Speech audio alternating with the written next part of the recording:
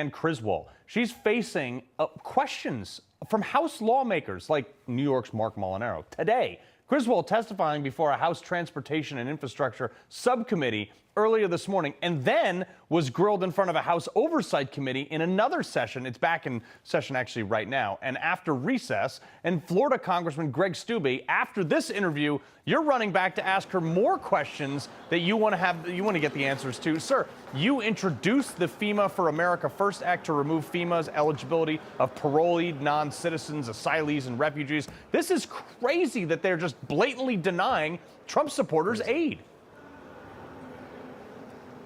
They're denying Trump supporters aid, and then they're giving illegal immigrants aid and showing up. And if you look at the DRCs, I was getting reports, and I actually sent staff down to take pictures. We were getting reports that the DRCs were full of illegal immigrants. Nobody was speaking English. In my district is like overwhelmingly, obviously, Caucasian Americans, like that. It's not illegal immigrant. So when you look at Sarasota and you look at the people that are in that organization that were in these meetings, it isn't the people that live in my district. So where are these people coming from? Illegal immigrants were bouncing from DRC to DRC to try to get that $750. And actually, under federal law, what my bill does is remove the qualified alien exemption under federal law. All these people that came in under parole, all these people that came in under asylum, that claimed asylum, have the right and the ability to get FEMA aid and SBA aid through our current law. And this administration, they were doing that. So I've asked, this administration, how much money in SBA and how much money in FEMA have gone to illegal immigrants? Yeah, logical question. I kind of want to know too, but I want to give kudos to your colleague, Congressman Scott Perry. He got Criswell on record. Roll this. Shouldn't this be an independent investigation by at least somebody like the IG? The actions that this employee took are unacceptable. I know that, and you know that. We agree on that. I would welcome an investigation by the IG. But you haven't requested. Will you request one? I will request one. Thank you. Oh, now she requests one. But when people were starving and dying and weren't getting aid, she didn't care. And also, she calls it this employee. This was, the employee has said on many networks that she was told this is the procedure.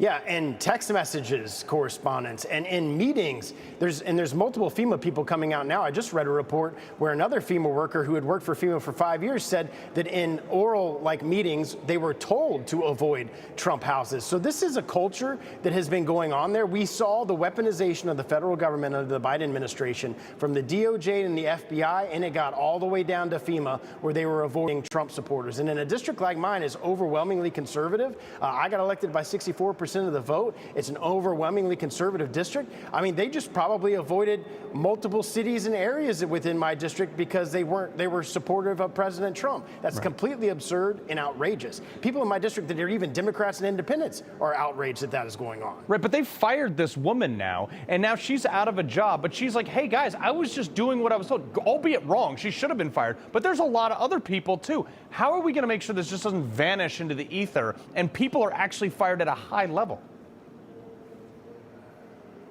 Well, the great thing is President Trump got elected, and in 2 months, the FEMA director is not going to be there. Most of these people are going to be gone, but we still need to get answers from the people that are currently there and hold them accountable. You've seen Ashley Moody at the state of Florida filing a lawsuit. You were violating people's constitutional rights by discriminating against them based on their political affiliation. That violates the law. There's a number of different things that we can go after these people, and one of the things that I'm about to ask her is, of these 13 people that were on the text messages, have they been interviewed under oath and given sworn testimony as it relates to this incident? And now that she's agreed to have the IG do it, the IG should be asking those questions and work their way all the way up the chain of command as to where this directive came from. 100%. Well, Congressman Greg Steube, I know you got to run and ask her some more questions. I want to hear them. Thank you, sir. Okay, good to see you. All right.